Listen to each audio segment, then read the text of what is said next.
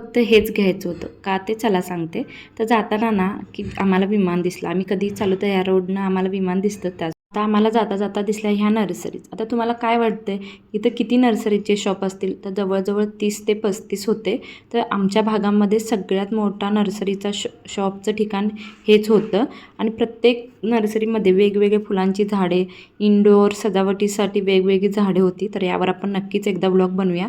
आता आम्हाला जायचं होतं स्मार्ट बाजारमध्ये. तर जाता जाता मला हे चपलाचे शॉप आणि ड्रेसेसचे शॉप दिसले.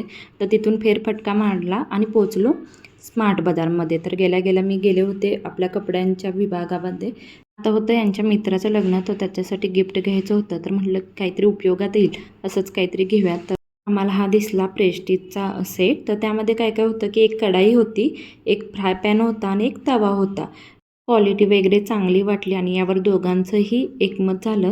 मग आम्ही हे घेऊन टाकलो. त्यानंतर निघालो घरी. तर घरी जाता जाता आम्ही घेतले होते फिश.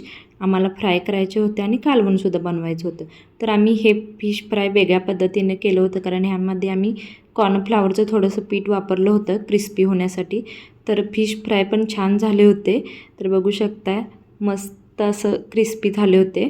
त्यानंतर आतून पण चांगले शिजले होते. म्हणजे तुम्ही जर कॉर्नफ्लॉवरचं जर पीठ वापरला तर एकदम क्रिस्पी होतात. त्याबरोबर आम्ही केलं माशाचं कालवणही कोकणी स्टाईलमध्ये आणि छान असं जेवण घेतलं. तर कसा वाटला आजचा व्लॉग नक्की सांगा. थँक्यू.